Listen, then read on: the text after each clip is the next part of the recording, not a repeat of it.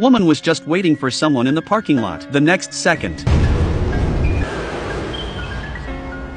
a bank robbery was happening right in front of the woman. The robbers loaded the money into the car. They left the scene quickly. Then the woman got out of the car. She was about to call the police when an accident happened.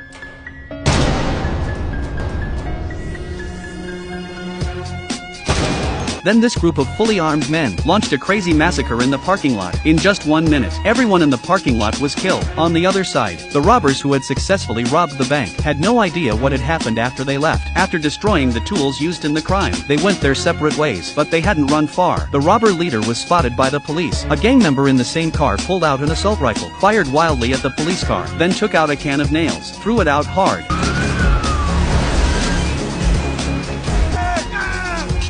They thought they had escaped the pursuit. Unexpectedly, more police suddenly appeared.